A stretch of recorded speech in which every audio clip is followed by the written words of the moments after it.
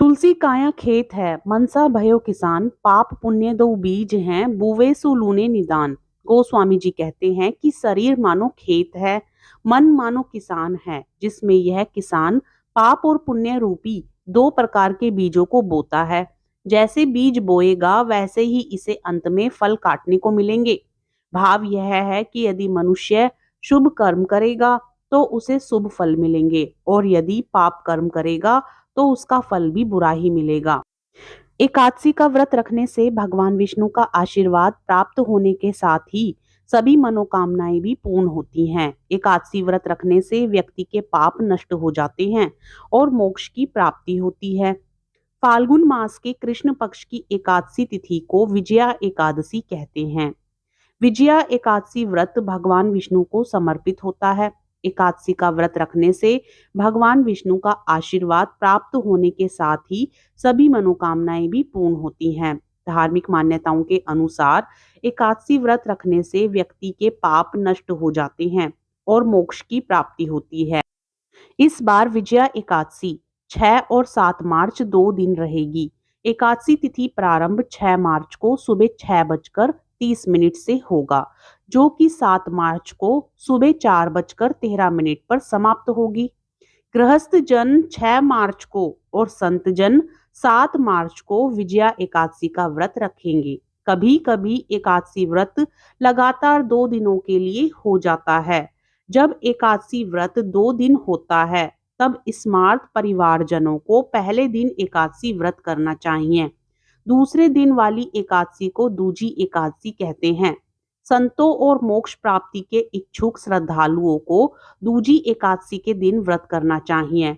जब जब एकादशी व्रत 2 दिन होता है तब तब दूजी एकादशी और वैष्णव एकादशी एक ही दिन होती है। एकादशी तिथि प्रारंभ 6 मार्च 2024 को सुबह 6:30। एकादशी तिथि समाप्त 7 मार्च 2024 को सुबह 4:13।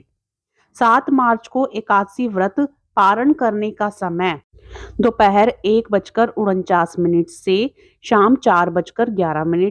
7 मार्च को हरिवासर समाप्त होने का समय सुबह 9:30। 8 मार्च को एकादशी व्रत पारण करने का समय सुबह 6:42 से सुबह 9:04। 8 मार्च को द्वादशी सूर्योदय से पहले समाप्त हो जाएगी। विजया एकादशी के दिन सुबह जल्दी उठकर स्नान आदि से निवृत्त हो जाएं। घर के मंदिर में दीप प्रज्वलित करें। भगवान विष्णु को गंगा जल से अभिषेक करें।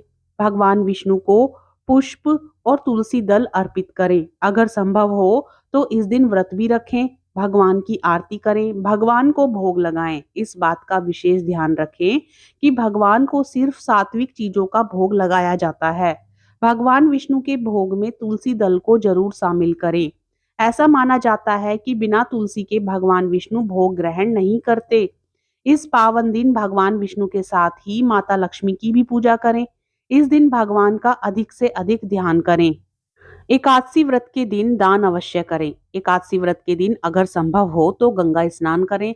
ऐसा करना शुभ माना जाता है। जल्दी विवाह करवाना चाहते हैं तो एकादशी के दिन केसर, केला या हल्दी का दान करें। एकादशी का व्रत करने से व्यक्ति के मन की सभी इच्छाएं पूरी होने के साथ ही भगवान विष्णु और माता लक्ष्मी जी प्रसन्न होती हैं। एकादशी का व्रत रखने से धन, मान सम्मान, अच्छी सेहत और मनोवांछित फल की प्राप्ति होती है।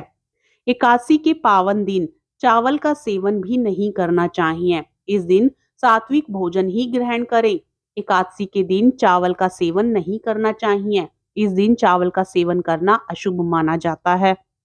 एकादशी व्रत के दिन भूलकर भी जुआ नहीं खेलना चाहिए। धार्मिक मान्यताओं के अनुसार ऐसा करने से व्यक्ति के वंश का नाश होता है। एकादशी व्रत में रात को सोना नहीं चाहिए। व्रती को पूरी रात भगवान विष्णु की भक्ति, मंत्र जप और जागरण करना चाहिए। एकादशी व्रत के दिन भूलकर भी चोरी नहीं करनी चाहिए। कहा जाता है कि इस दिन चोरी करने से 7 पीढ़ियों को उसका पाप लगता है। एकादशी के दिन भगवान विष्णु की कृपा पाने के लिए व्रत के दौरान खान पान और अपने व्यवहार में संयम के साथ सात्विकता भी बरतनी चाहिए। इस दिन व्रती को भगवान विष्णु की कृपा पाने के लिए किसी भी व्यक्ति से बात करने के लिए कठोर शब्दों का प्रयोग नहीं करना चाहिए। इस दिन क्रोध और झूठ बोलने से बचना चाहिए। एकादशी के दिन सुबह जल्दी उठना चाहिए और शाम के समय सोना नहीं चाहिए।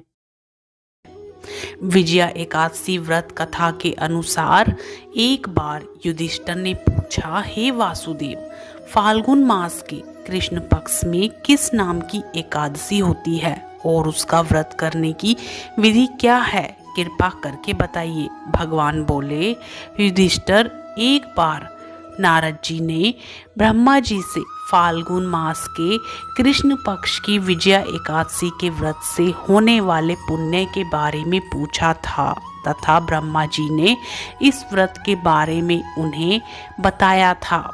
सुनो, ब्रह्मा जी ने कहा, नारद, यह व्रत बहुत ही प्राचीन, पवित्र और पापनाशक है। यह एकादशी राजाओं को विजय प्रदान करती है, इसमें तनिक भी संदेह नहीं है।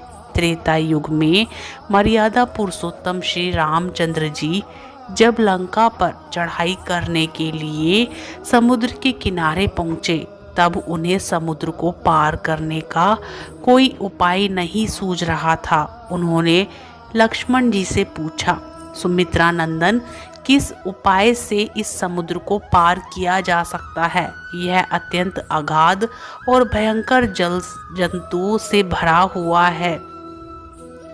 मुझे ऐसा कोई उपाय नहीं दिखाई देता जिससे इसको सुगमता से पार किया जा सके। लक्ष्मण जी बोले, हे प्रभु, आप ही आदि देव और पुराण पुरुष पुरुषोत्तम हैं, आपसे क्या छिपा है। यहाँ से आधे योजन की दूरी पर कुमारी द्वीप में वग्दालभ्य नामक मुनि रहते हैं। आप उन प्राचीन मुनीश्वर के पास जाकर उन्हीं से इसका उपाय पूछिए।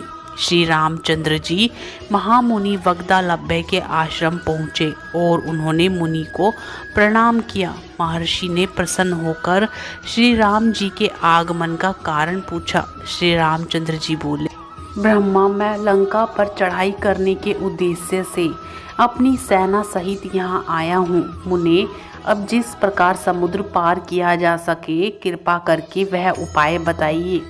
वग्दालभ्य मुनि ने कहा, हे श्री राम जी, फाल्गुन मास के कृष्ण पक्ष में जो विजया नाम की एकादशी होती है, उसका व्रत करने से आपकी विजय होगी। निश्चय ही आप अपनी वानर सेना के साथ समुद्र को पार कर लेंगे। राजन, अब इस व्रत की फलदायक विधि सुनिए। दशमी के दिन सोने, चांदी, तांबे अथवा मिट्टी का एक कलश स्थापित कर उस कलश को जल से भरकर उसमें पल्लव डाल दें। उसके ऊपर भगवान नारायण के स्वर्ण में विग्रह की स्थापना करें। फिर एकादशी के दिन प्रातःकाल स्नान करें। कलश को पुनः स्थापित करें। माला, चंदन, सुपारी तथा नारियल आदि के द्वारा विशेष रूप से उसका पूजन करें। कलश के ऊपर सप्त धान्य और जौ रखें। गंध, धूप, दीप और भांति भांति के नैवेद्य से पूजन करें। कलश के सामने बैठकर उत्तम कथा वार्ता आदि के द्वारा सारा दिन व्यतीत करें और रात में भी वहां जागरण करें। अखंड व्रत की सिद्धि के लिए घी का दीपक जलाएं। फिर द्वादशी के दिन सूर्योदय होने पर उस कलश को किसी जलाशय के समीप स्थापित करें और उसकी विधिवत पूजा करके देव प्रतिमा सहित उस कलश को वेद वेता ब्राह्मण के लिए दान कर दें। कलश के साथ ही और भी बड़े बड़े दान देने चाहिए। श्री राम अपने सेनापतियों के साथ इसी विधि से प्रयत्न पूर्वक विजया एकादशी का व्रत कीजिए, इससे आपकी विजय होगी। ब्रह्मा जी कहते हैं, नारद, यह सुनकर श्री रामचंद्र जी के मुनि के कथनानुसार उस समय विजया एकादशी का व्रत किया। उस व्रत के करने से श्री रामचंद्र जी विजयी हुए। उन्होंने संग्राम में रावण को मारा, लंका पर विजय पाई और सीता को प्राप्त किया। बेटा, जो मनुष्य इस विधि से व्रत करते हैं उन्हें इस लोक में विजय प्राप्त होती है और उनका परलोक भी अक्षय बना रहता है। भगवान श्री कृष्ण कहते हैं, युधिष्ठिर, इस कारण विजया का व्रत करना चाहिए और विजया एकादशी पर व्रत करने से वाजपेयी यज्ञ का फल मिलता है। कहानी पढ़ने और कहानी सुनने वालों को भी वाजपेयी यज्ञ का फल मिलता है। तो मित्रों, यदि आपको यह कथा पसंद आती है तो वीडियो को लाइक करें, चैनल को सब्सक्राइब करें और कमेंट में ओम नमो भगवते वासुदेवाय नमः जरूर